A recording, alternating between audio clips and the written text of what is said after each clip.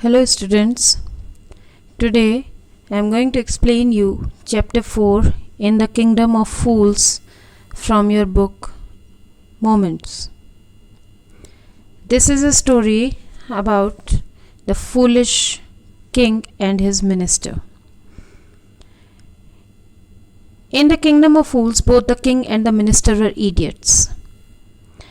They didn't want to run things like other kings, so they decided to change night into day and day into night.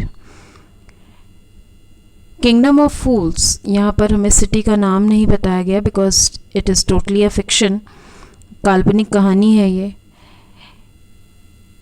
यहाँ पर जो राजा और उसके minister थे दोनों idiot थे, बेवकूफ़ थे, और वो नहीं चाहते थे कि जैसे दूसरे राजा काम करते हैं हम वैसा ही करें. इसलिए कुछ अलग करने के लिए उन्होंने दिन को रात में और रात को दिन में चेंज कर दिया. They ordered that everyone should be awake at night till their fields and run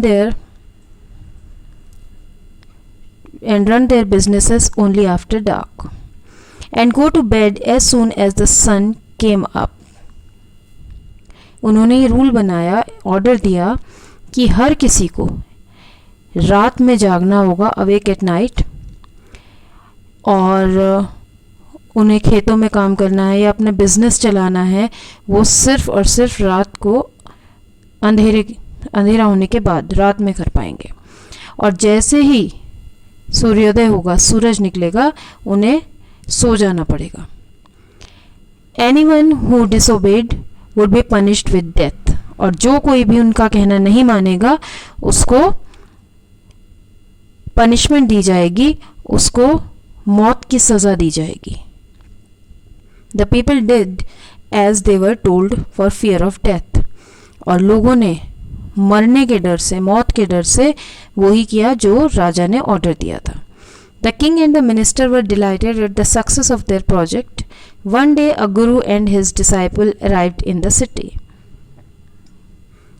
king और उनके जो मंत्री थे वो बहुत खुश हुए. डिलाइटेड मीन्स बहुत ज़्यादा खुश हुए कि उनका जो प्रोजेक्ट था वो सक्सेसफुल हो गया, जो वो करना चाहते थे वैसा हो गया. एक दिन एक गुरु और उनके डिसाइपल यानी कि शिष्य उस सिटी में आए. It was a beautiful city. It was broad daylight but there was no one about. Everyone was asleep, not a mouse stirring.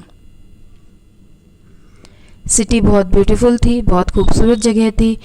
और जब वो वहाँ पहुँचे तो पूरी तरीके से दिन था, दिन निकल चुका था, लेकिन वहाँ कोई भी दिखाई नहीं दे रहा था. हर कोई सो रहा था. इवन एक चूहा भी वहाँ पर दिखाई नहीं दे रहा था. Even the cattle had been taught to sleep by day. वहाँ के जानवरों को भी दिन में सोने की ट्रेनिंग दे दी गई थी. The two strangers were amazed by what they saw around them and wondered around town till evening. उन दोनों अजनबियों को बहुत आश्चर्य हुआ और वो चारों तरफ देखते रहे और पूरा दिन इधर उधर घूमते रहे शाम तक. When suddenly the whole town woke up and went about its nightly business. शाम होते ही पूरा शहर जाग गया और अपने अपने काम पर लग गए सब लोग. The two men were hungry. Now that the shops were open, they went to buy some groceries. To their astonishment, they found that everything cost the same, a single dudu. Whether they bought a measure of rice or a bunch of bananas, it cost a dudu. अब इन दोनों को बहुत ज़्यादा भूख लगी हुई थी पूरे दिन से. तो वो शाम को जब शॉप्स खुली तो वो वहाँ गए और उन्होंने कुछ सामान ख़रीदा खाने का.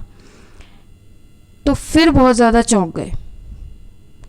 उन्होंने ये पाया, उन्हें ये पता लगा कि हर चीज़ का जो प्राइस है, कॉस्ट है, वो सेम है, a single dudu. Dudu was the currency. तो एक सिंगल डुडू, हर चीज़ का कॉस्ट, चाहे आप चावल ख़रीद लें या एक बनाना का बंच ख़रीदें, हर चीज़ का कॉस्ट सेम था. The Guru and his disciple were delighted. They had never heard of anything like this. They could buy all the food they wanted for a rupee. गुरु और उनके चेले को बड़ी खुशी हुई उन्होंने पहले कभी कहीं ऐसा देखा सुना नहीं था, और वो यहाँ पर 1 रुपये में, एक सिंगल डुडू में जो चाहे वो खरीद सकते थे। When they had cooked and eaten, the Guru realized that this was a kingdom of fools and it would not be a good idea for them to stay there.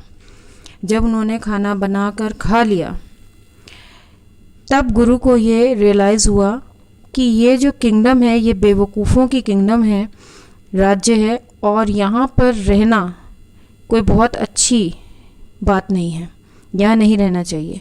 There is no place for us, let's go, he said to his disciple. यहाँ पर हमारे लिए ठीक जगह नहीं है, हमें यहाँ से जाना चाहिए, उन्होंने अपने डिसाइपल से, शिष्य से कहा। But the disciple didn't want to leave the place, everything was cheap here, all he wanted was good cheap food. लेकिन डिसाइपल को वो जगह पसंद आ गई थी, वो उस जगह को छोड़ना नहीं चाहते थे, हर चीज़ खाने की वहाँ पर बहुत सस्ती थी और उसको खाने का बहुत शौक़ था, उसको सस्ता सा खाना चाहिए था। The guru said they are fools, this won't last very long and you can't tell what they will do to you next. गुरुजी ने उसको कहा कि ये सारे लोग बेवकूफ़ हैं और ये बहुत ज़्यादा दिन तक नहीं चल पाएगा, और आप ये नहीं जान सकते, आप ये नहीं बता सकते कि वो आपके साथ क्या करने वाले हैं। मीन्स बेवकूफ़ों का कोई भरोसा नहीं होता, वो कभी भी कुछ भी कर सकते हैं। But the disciple wouldn't listen to the guru's wisdom, he wanted to stay. The guru finally gave up and said, do what you want, I am going, and left. Disciple ने गुरु जी की बात, समझदारी भरी बात नहीं सुनी, वो यहीं रहना चाहता था। तो गुरु जी ने फाइनली कहा कि जो तुम करना चाहते हो वो तुम करो, मैं जा रहा हूँ, और वो चले गए। The disciple stayed on, ate his fill every day, bananas and ghee and rice and wheat, and grew fat like a street side scared bull. Disciple वहीं रह गया और वो रोज़ अपने मनपसंद चीज़ें खाता था, बनानाज, बहुत सारे बनानाज, घी, राइस, व्हीट, और बहुत ज़्यादा मोटा हो गया वो। One bright day, a thief broke into a rich merchant's house. He had made a hole in the wall and sneaked in. And as he was carrying out his loot, the wall of the old house collapsed on his head and killed him on the spot. अब एक अच्छे से दिन एक चोर ने एक rich merchant के घर में चोरी करने के लिए दीवार तोड़ ली, दीवार में छेद बना दिया। He had made a hole in the wall and sneaked in. उसने दीवार में होल किया और अंदर घुस गया। And as he was carrying out his loot, the wall of the old house collapsed on his head and killed him on the spot. और जब वो लूट का सामान, चोरी का सामान बाहर ला रहा था, तो वो जो पुराने से घर की पुरानी सी दीवार थी वो उसके सर के ऊपर गिर पड़ी और उसको मार डाला। उस दीवार की वजह से वो ऑन द स्पॉट, उसी जगह उसकी डेथ हो गई। His brother ran to the king and complained. उसके भाई ने राजा के पास जाकर के शिकायत की। Your highness, when my brother was pursuing his ancient trade,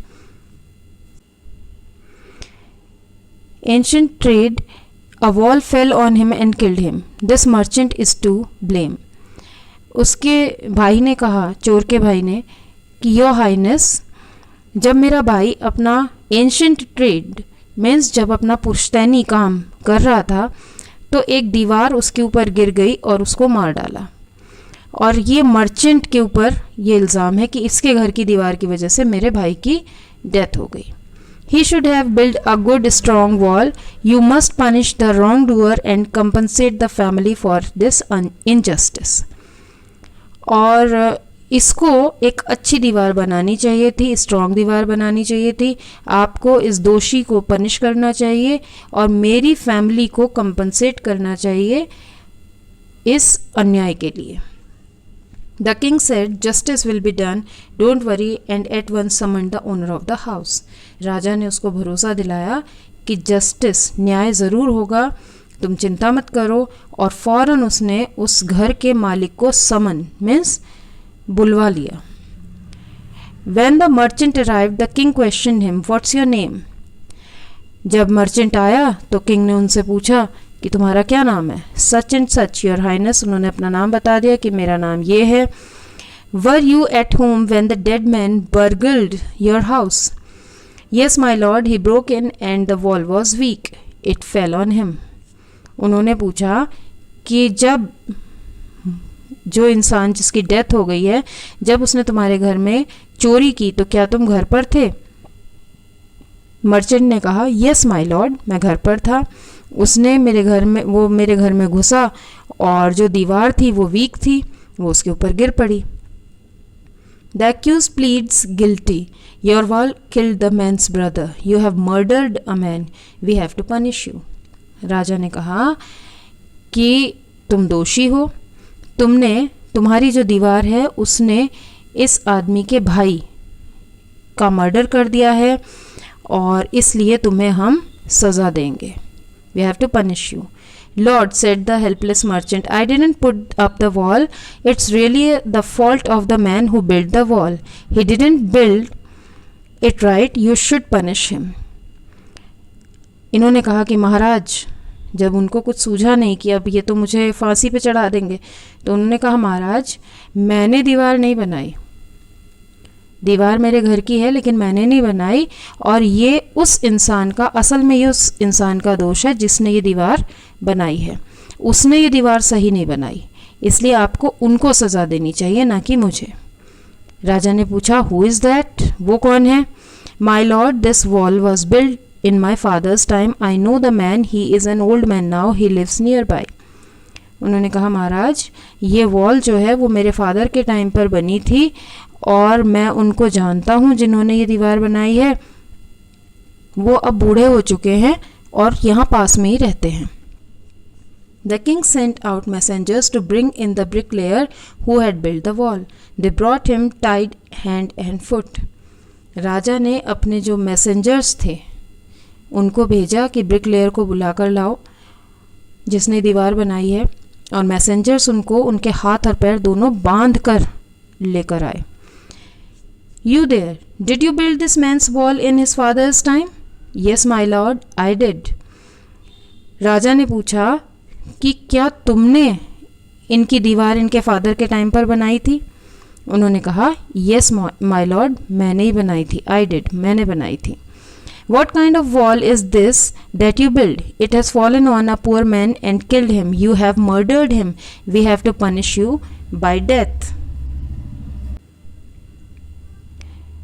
तो इन्होंने कहा कि किस तरह की दीवार बनाई थी तुमने?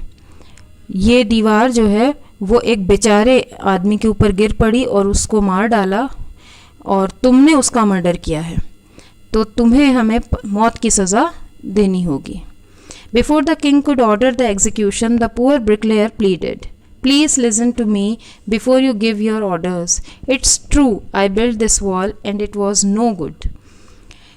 तो उन्होंने कहा कि इससे पहले कि आप मुझे फांसी की सज़ा दें,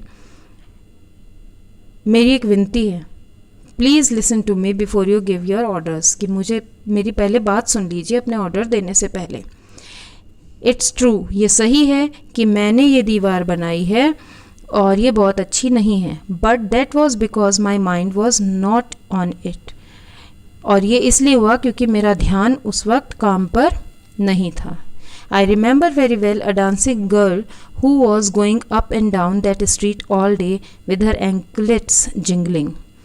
मुझे याद है कि उस वक्त एक डांसिंग गर्ल, एक नर्तकी, जो बार बार उस सड़क पर आ रही थी, जा रही थी, और उसकी जो पैरों की पायल थी, एंकलेट्स, उसके पैरों की पायल की आवाज़ हो रही थी। And I couldn't keep my eyes or my mind on the wall I was building. और उसकी आवाज़ की वजह से मैं अपनी आँखें और अपना माइंड कंसंट्रेट नहीं कर पा रहा था उस वॉल पर जो मैं बना रहा था। You must get that dancing girl, I know where she lives. आपको उस डांसिंग गर्ल को बुलाना चाहिए, मुझे मालूम है वो कहाँ रहती है। You are right, the case depends, we must look into it, it is not easy to जज such complicated cases, let's get that dancer wherever she is. राजा ने कहा, यू आर राइट, तुम सही कह रहे हो, अब ये जो केस है ये गहराता जा रहा है और हमें इसकी तह तक पहुंचना होगा, मीन्स किसी दोषी को सज़ा ना मिले। और उन्होंने कहा कि ये बहुत आसान काम नहीं है कि ऐसे कॉम्प्लिकेटेड केसेस को जज किया जाए, इनके साथ न्याय किया जाए। Let's get that dancer wherever she is, तो उन्होंने कहा कि अब उस डांसिंग गर्ल को बुला के लाओ, वो जहाँ भी कहीं हैं। The dancing girl, now an old woman, came trembling to the court. वो जो डांसिंग गर्ल थी अब एक बूढ़ी औरत हो चुकी थी, वो कांपती हुई कोर्ट में आई। Did you walk up and down that street many years ago while this poor man was building a wall? Did you see him? राजा ने उससे पूछा कि बहुत साल पहले क्या तुम उस सड़क पर बार बार आ जा रही थी जब ये बेचारा आदमी, पुअर मैन, ब्रिकलेयर, उस दीवार को बना रहा था? क्या तुमने इनको देखा था? Yes, my lord, I remember it very well. उस डांसिंग गर्ल ने, उस ओल्ड लेडी ने कहा कि हाँ महाराज, मुझे अच्छी तरह याद है। So you did walk up and down with your anklets jingling, you were young and you distracted him, so he build a bad wall. अब राजा ने कहा कि अच्छा, तो तुम ही बार बार आ जा रही थी और तुम्हारी पायल की आवाज़ हो रही थी, तुम उस वक्त यंग थी और इनका ध्यान तुमने भटकाया, इसलिए इन्होंने एक खराब दीवार बनाई। It has fallen on a poor burglar and killed him. You have killed an innocent man. You will have to be punished. और वो दीवार जो खराब बनी थी वो एक बेचारे चोर के ऊपर गिर गई और उसको मार डाला, killed him. You have killed an innocent man. तुमने एक बेचारे मासूम इंसान को मार डाला, इसलिए तुम्हें पनिशमेंट मिलेगा। She thought for a minute and said, My lord, wait. I know now why I was walking up and down that street. उसने कहा, महाराज रुकिए, मुझे पता है कि मैं बार बार उस सड़क पर क्यों आ जा रही थी। I had given some gold to the goldsmith to make some jewelry for me. He was a lazy scoundrel. He made so many excuses, said he would give it now and he would give it then, and so on all day. He made me walk up and down to his house dozen times. उस dancing girl ने बताया कि मैंने कुछ जो gold था, सोना था, वो गोल्ड स्मिथ को, सुनार को दे रखा था ताकि वो मेरे लिए कुछ ज्वेलरी बना सकें, गहने बना सकें। और वो बहुत ही आलसी इंसान था, उसने बहुत सारे बहाने बनाए और मुझे बार बार कहता था कि मैं अभी बना कर दे दूँगा, मैं तब बना कर दे दूँगा, और मुझे रोज़ कुछ ना कुछ बहाने बना कर बताता था और उसकी वजह से मैं बार बार उस सड़क पर आती जाती थी। That was when this bricklayer saw me. It's not my fault, my lord. It's the damn goldsmith's fault. और जब मैं वहाँ बार बार आ रही जा रही थी तब इस ब्रिकलेयर ने मुझे देखा था। ये मेरी गलती नहीं है, मेरा फॉल्ट नहीं है महाराज, ये उस गोल्ड स्मिथ का फॉल्ट है, उस सुनार का फॉल्ट है। Poor thing, she is absolutely right, thought the king. Weighing the evidence, we have got the real culprit at last. Get the goldsmith wherever he is hiding at once. अब उन्होंने सोचा, बेचारी ये तो सही कह रही है। अब उन्होंने जो सबूत थे उनको देखा तो उन्हें लगा कि अब हमें असली कल्प्रिट, असली दोषी मिल गया। उन्होंने ऑर्डर दिया कि उस गोल्ड स्मिथ को, सुनार को, जहाँ भी कहीं वो छुपा है वहाँ से लेकर आओ तुरंत। The Kings bailiffs searched for the goldsmith who was hiding in a corner of his shop. When he heard the accusation against him, he had his own story to tell.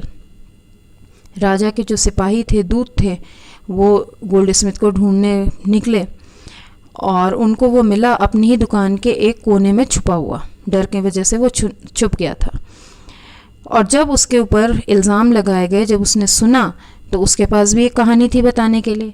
My lord, he said, I am a poor goldsmith. It's true, I made this dancer come many times to my door.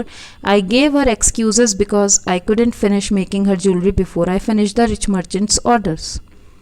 उसने भी कहा, महाराज, मैं एक बेचारा सुनार हूँ और ये सही है कि मैंने इस डांसर को बहुत बार अपने यहाँ बुलाया. मैंने इसको कई एक्सक्यूज़ेस दिए, बहाने बनाए, क्योंकि मैं इनकी ज्वेलरी टाइम पर नहीं बना पाया था. क्यों? क्योंकि इनकी ज्वेलरी से पहले मुझे रिच मर्चेंट का ऑर्डर उनकी ज्वेलरी पूरी बनानी थी. They had a wedding coming and they wouldn't wait. You know how impatient rich man are. उनके घर में एक शादी थी और वो लोग वेट नहीं कर सकते थे. आप जानते हो कि जो ये अमीर लोग होते हैं वो कितने इम्पेशेंट होते हैं, कितने ज़्यादा उतावले होते हैं. Who is this rich merchant who kept you from finishing this poor women's jewellery, made her walk up and down. अब राजा ने पूछा कि वो रिच मर्चेंट कौन था जिसने तुम्हें इस बेचारी लेडी की ज्वेलरी पूरी करने से रोका और इसको बार बार उस सड़क पर आने और जाने के लिए मजबूर किया. Which distracted this bricklayer which made a mess of his wall. और जिसने इस बेचारे ब्रिकलेयर का ध्यान भंग किया और जिसकी वजह से इन्होंने वो एक ख़राब सी दीवार बनाई. which has now fallen on an innocent man and killed him. Can you name him? और ये एक बेचारे इनोसेंट मैन के ऊपर, एक भोले भाले इंसान के ऊपर गिर गई और उसको मार डाला. क्या तुम उसका नाम बता सकते हो? The goldsmith named the merchant and he was none other than the original owner of the house whose wall had fallen. अब गोल्डस्मिथ ने उस व्यापारी का नाम बता दिया कि कौन था वो व्यापारी जिसने अपने गहनों का, अपनी ज्वेलरी का ऑर्डर दिया हुआ था, जिसकी वजह से वो डांसिंग गर्ल की ज्वेलरी टाइम पर नहीं बना पाए. और वो मर्चेंट कोई और नहीं थे, वो उसी घर के ओनर थे जिसकी दीवार गिर गई थी.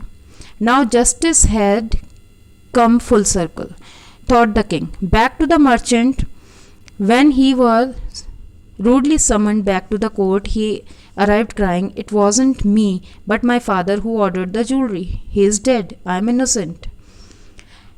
अब वापस उसी मर्चेंट पर बात आ गई घूम फिर कर. अब जब उस मर्चेंट को फिर से समन किया गया तो वो आए, रोते हुए आए और उन्होंने कहा कि ये जो ऑर्डर दिया था ज्वेलरी बनाने का वो मैंने नहीं, मेरे फादर ने दिया था और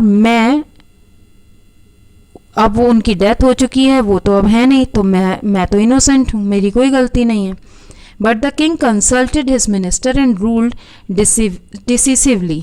it's true your father is the true murderer, he is dead, but somebody must be punished in his place. You have inherited everything from that criminal father of yours, his riches as well as his sins. अब उन्होंने अपना निर्णय सुना दिया कि हाँ, ये सही बात है कि आपके फादर ही असली मर्डरर हैं और अब उनकी मृत्यु हो चुकी है, लेकिन उनकी जगह किसी को तो पनिशमेंट मिलेगी और आपने उनकी हर चीज़ इनहेरिट की है. मीन्स उनकी हर चीज़ आपको मिल गई है उत्तराधिकार में. उनका घर, उनका बिजनेस, उनके पैसे, सब कुछ मिले हैं. तो वो जो क्रिमिनल फादर थे आपके, उनके रिचेस मीन्स उनके जायदाद, उनके पैसे सब आपको मिले हैं, तो उनके पाप भी आपको ही मिलेंगे. I knew at once, even when I first set eyes on you, that you were the root of this horrible crime. You must die. और राजा ने कहा कि जब मैंने तुम्हें पहली बार देखा था तभी मुझे समझ आ गया था कि तुम ही इस हॉरिबल क्राइम, इस भयानक जो क्राइम हुआ है उसके रूट कॉज तुम हो, उसके जड़ में तुम ही हो, तुम्हें मरना ही होगा. And he ordered a new stake to be made ready for the execution. As the servants sharpened the stake and got it ready for the final impaling of the criminal, it occurred to the minister that the rich merchant was somehow too thin to be properly executed on the stake. और राजा ने उनको सज़ा देने के लिए एक नया stake बनाने की आज्ञा दी कि एक नया फांसी का फंदा बनाया जाए. और जैसे ही स्टेक मीन्स यहाँ पर फांसी का फंदा नहीं है, यहाँ पर लकड़ी के एक लॉग में गर्दन को फिट करने के लिए स्टेक होता है और ऊपर से एक तेज़ धारदार हथियार से गर्दन काट दी जाती है। तो वो स्टेक जब उन्होंने बनाया इनके सर्वेंट्स ने, तब इनको ये पता लगा कि जो रिच मर्चेंट है वो तो बहुत ज़्यादा पतले हैं और उनकी जो गर्दन है वो उस स्टेक में फिट नहीं आ रही है, तो उनको कैसे एग्जीक्यूट किया जाए। He appealed to the king's common sense. The king too worried about it. अब ये चीज़ जब राजा को पता लगी तो राजा को भी चिंता हुई। What shall we do? He said. When suddenly it struck him that all they needed to do was to find a man fat enough to fit the stake. अब राजा चिंतित हो गए कि अब क्या करना चाहिए। What shall we do? अब अचानक से एक बात ये उठी कि हमें एक ऐसा मोटा आदमी ढूंढना है जो इस स्टेक में फिट हो सके। The servants were immediately sent all over the town looking for a man who would fit the stake, and their eyes fell on the disciple who had fattened himself for months on bananas and rice and wheat and ghee. अब जब लोग ढूंढने के लिए निकले कि कोई मोटा सा आदमी मिले, तो उन लोगों की आंखें जो थी वो उस डिसाइपल, उस शिष्य पर गई जो महीनों से खा खा करके बनानाज, राइस, वीट और घी सब खा खा के मोटा हो चुका था। What have I done wrong? I am innocent. I am a सन्यासी, he cried. और जब उनको पकड़ा गया तो उन्होंने पूछा कि मैंने क्या किया है, मैं तो इनोसेंट हूँ और मैं तो एक सन्यासी हूँ।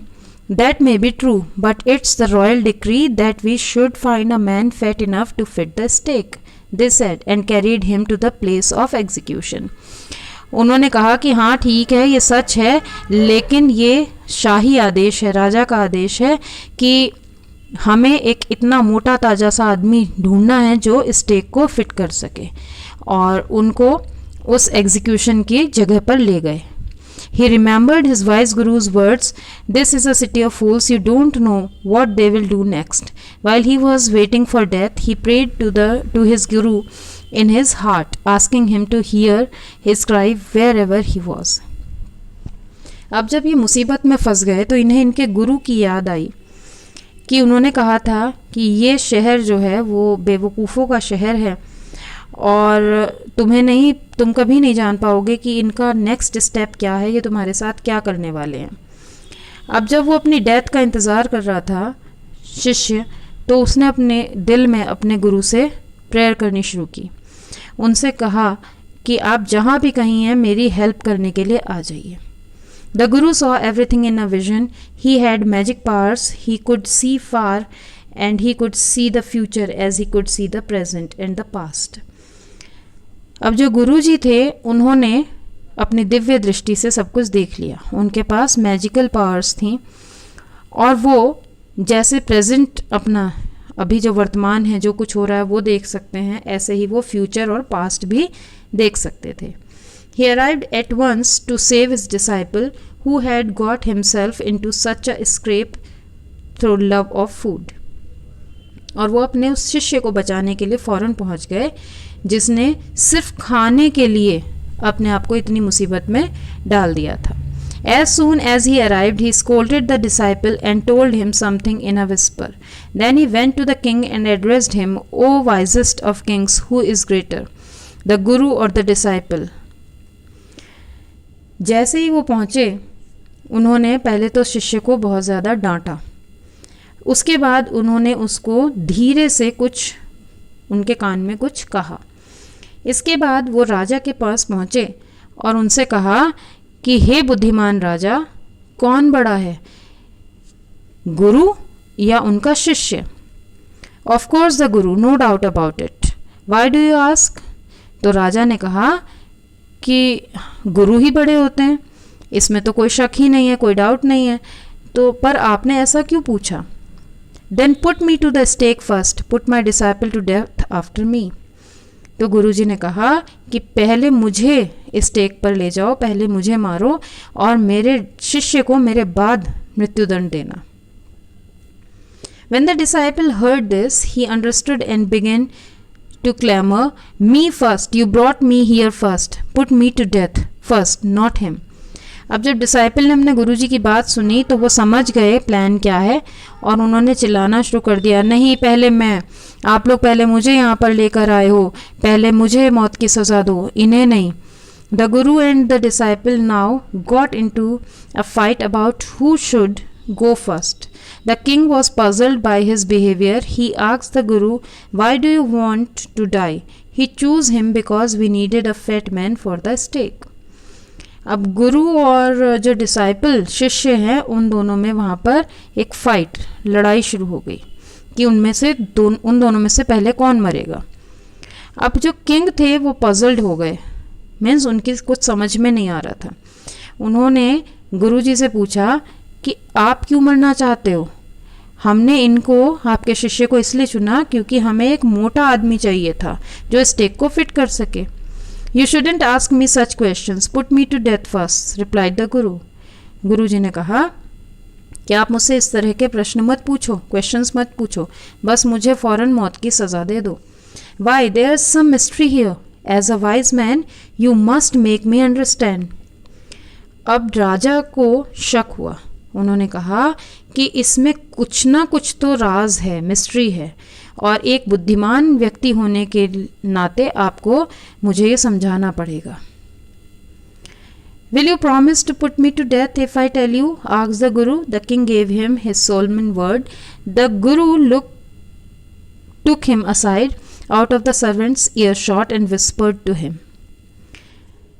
अब गुरुजी ने कहा कि अगर आप मुझसे प्रॉमिस करो कि पहले मुझे मौत की सज़ा दोगे तो मैं बताऊंगा। तो किंग ने प्रॉमिस की। अब गुरुजी किंग को सर्वेंट्स से दूर ले गए जिससे कि सर्वेंट्स उनकी बातें ना सुन सके और उनसे धीरे से बताया, do you know why we want to die right now the two of us? We have been all over the world but we have never found a city like this or a king like you. तुम जानना चाहते हो कि हम दोनों क्यों मरना चाहते हैं? पहले हम पूरी दुनिया में गए लेकिन हमने कभी कहीं भी ऐसा शहर और आपके जैसा राजा नहीं देखा। That stake is the stake of the god of justice. It's new, it has never had a criminal on it. Whoever dies on it first will be reborn as the king of his country. ये जो stake है ये न्याय के देवता का stake है। ये बिल्कुल नया है, इस पर कोई क्रिमिनल इससे पहले गया नहीं है, किसी क्रिमिनल को इस पर मारा नहीं गया है और इसलिए जो कोई भी पहले मरेगा वो अगले जन्म में इस देश का राजा बनके फिर से पैदा होगा। And whoever goes next will be the future minister of this country. और जो कोई भी दूसरे नंबर पर, उनके बाद जो कोई भी मरेगा वो इस कंट्री का मंत्री बन के पैदा होगा। We are sick of our ascetic life. It would be nice to enjoy ourselves as king and minister for a while. Now keep your word, my lord, and put us to death. Me first, remember. और मैं और मेरा चेला, हम दोनों अपनी इस संतों वाली लाइफ से, साधु सन्यासियों वाली लाइफ से अब परेशान हो चुके हैं और अब हम चाहते हैं कि हम राजा और मिनिस्टर की लाइफ को एंजॉय करें। इसलिए अब आप अपनी प्रॉमिस पूरा करिए महाराज, मुझे मृत्युदंड दीजिए, पहले मुझे याद रखिएगा। The king was now thrown into deep thought. He didn't want to lose the kingdom to someone else in the next round of life. अब राजा जो थे वो बहुत गहरी सोच में पड़ गए। वो नहीं चाहते थे कि अगले जन्म में भी इस राज्य का राजा कोई और बने। ही नीडेड टाइम, उन्हें सोचने के लिए कुछ टाइम चाहिए था। So he ordered the execution postpone to the next day and talked in secret with his minister. उन्होंने एग्जीक्यूशन को नेक्स्ट डे के लिए टाल दिया, पोस्टपोन कर दिया और अपने मिनिस्टर से चुपचाप बात की। It's not right for us to give over the kingdom to others in the next life. Let's go on the stake ourselves and we will be reborn as king and minister again. उन्होंने अपने मंत्री से कहा कि ये सही नहीं है कि हम अगले जन्म में अपना जो राज्य है वो किसी और को दे दें। तो इसलिए इस स्टेक पर पहले हम मरते हैं, जिससे कि अगले जन्म में हम राजा और मंत्री दोबारा से बन सकें। Holy man do not tell lies, he said, and the minister agreed. उन्होंने कहा कि ये जो साधु महात्मा होते हैं ये लोग झूठ नहीं बोलते, तो उनका मंत्री भी मान गया। So he told the executioners, we will send the criminals tonight, when the first man comes to you, put him to death first, then do the same to the second man. Those are my orders. Don't make any mistake. इसके बाद उन्होंने एग्जीक्यूशनर्स को बुलाया, जल्लादों को बुलाया और उनसे कहा कि हम आपके पास आज रात को क्रिमिनल्स को भेजेंगे और जो पहले आएगा उसको पहले मार डालना, और जब दोबारा जो सेकंड इंसान आएगा उसको बाद में मारना। और ये मेरे ऑर्डर्स हैं, इसमें कोई भी गलती नहीं होनी चाहिए। That night the king and his minister went secretly to the prison, released the guru and the disciple, disguised themselves as the two, and as arranged beforehand with loyal servants were taken to the stake and promptly executed. और जब रात हुई तो राजा और उनके minister चुपचाप prison में गए, गुरु और उनके डिसाइपल को वहाँ से निकाल कर भेज दिया और अपने आप उन जैसा वेश बना लिया और अपने लॉयल सर्वेंट से, जैसा उन्होंने कहा था कि मौत की सज़ा देनी है, तो वो दोनों खुद चले गए और उन दोनों को मार दिया गया। When the bodies were taken down to be thrown to crows and vultures, the people panicked. They saw before them the dead bodies of the king and the minister. The city was in confusion. और जब उन दोनों bodies को फेंका जा रहा था जिससे कि कौवे और गिद्ध उनको खा लें, तो लोग बहुत ज़्यादा परेशान हो गए। उन्होंने देखा कि उनके सामने जो डेड बॉडीज़ थी वो उनके किंग की और उनके मिनिस्टर की थी। तो पूरा शहर कन्फ्यूजन में था। All night they mourned and discuss the future of the kingdom. पूरी रात वो लोग शोक मनाते रहे और फ्यूचर में क्या होगा, राज्य का फ्यूचर क्या होगा, इस पर डिस्कस करते रहे। Some people suddenly thought of the guru and the disciple and caught up with them as they were preparing to leave town unnoticed. इतने में कुछ लोगों को गुरु और उनके डिसाइपल का ख्याल आया और वो उनको पकड़ने पहुंच गए, जो कि दोनों गुरु और डिसाइपल चुपचाप टाउन छोड़कर, सिटी छोड़कर जाने की तैयारी कर रहे थे। We people need a king and a minister, said someone. Others agreed. They begged the guru and the disciple to be their king and their minister. और लोगों ने कहा कि हम लोगों को एक राजा और एक मिनिस्टर चाहिए। दूसरे लोगों ने भी माना कि हाँ हमें चाहिए। उन्होंने प्रार्थना की गुरु से और डिसाइपल से कि आप लोग हमारे राजा और मिनिस्टर बन जाइए। It did not take many arguments to persuade the disciple. Disciple जो शिष्य था वो जल्दी से मान गया, but it took longer to persuade the guru. लेकिन गुरु जी आसानी से नहीं माने। They finally agreed to rule the kingdom of the foolish king and the silly minister on the condition that they could change all the old laws. और जब वो माने तो उन्होंने एक शर्त रखी कि हम राजा और मिनिस्टर बनेंगे, लेकिन इस शर्त पर कि हम ये जो पुराने रूल्स आप लोगों के चले हुए हैं कि दिन में सोना है, रात को काम करना है, ये सारे रूल्स हम चेंज कर देंगे। From them on night would again be night and day would again be day, and you could get nothing for a dudu. It became like any other place. और तब से रात वापस रात हो गई, दिन वापस दिन हो गया और कोई भी चीज़ अब एक डुडू में नहीं मिलती। अब वहाँ पर बिल्कुल ऐसा होने लगा जैसे दूसरे शहरों में होता था। So this is all for today. We'll meet in next class. Till then, take care and goodbye.